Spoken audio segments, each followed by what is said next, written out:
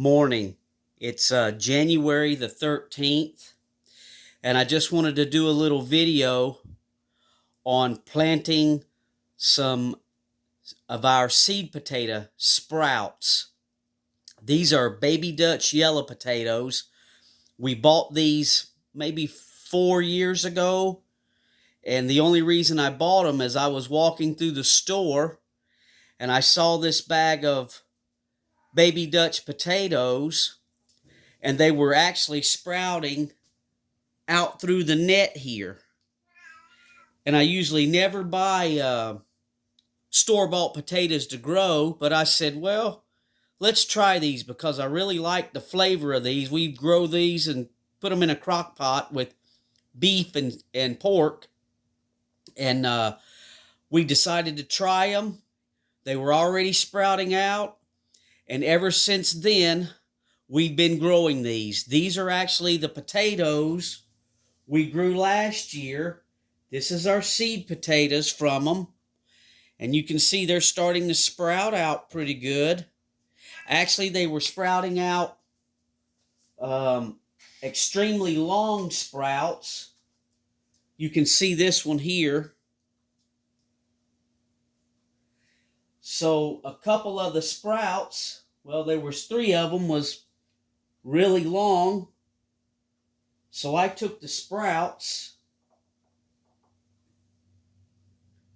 and I just snapped this sprout off of the potato. Just snap it right off the potato. And then I put the sprout in a jar of water on the 5th.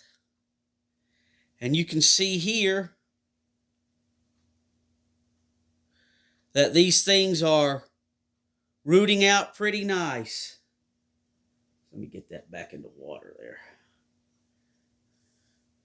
You can see the roots in there. So about a week later, we have sprouts. And then after, let's see, I took this sprout on the 9th because it had the most roots, and I planted it. And this is just a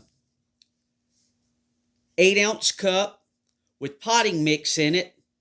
And this is play sand on the top to help with fungus gnats. So this thing's doing really nice. It's starting to get a little tiny, I don't know if you can, flower, or leaf rather, part coming out right here. So I've got these under the lights. I brought my seed potatoes and put them under the lights so it would stop them from growing such long shoots. I'm going to do the same thing to some Yukon Gold potatoes we've got growing in there. If you've never grown these, I suggest you give them a try. We have videos in the playlist of growing these potatoes next to Yukon Gold potatoes and these baby Dutch potatoes. The vegetation above ground was a lot more lush than the Yukon Golds, and the yield was about the same, but the blight resistance on this potato, the baby Dutch, was far superior to Yukon Gold. If you've ever grown Yukon Gold, you know it's a great potato, but you get blight in the potato leaves. And the blight came on the Yukon Golds a lot faster, and it was a lot worse running throughout all of our plants. And the baby Dutch, it did a lot better with the blight issue. So that's why we grow this. And we're going to try this year, taking some of these sprouts, and you just break these long ones off, because if I was going to try to plant that, I'd probably break it off in the soil anyway. And I just broke it off,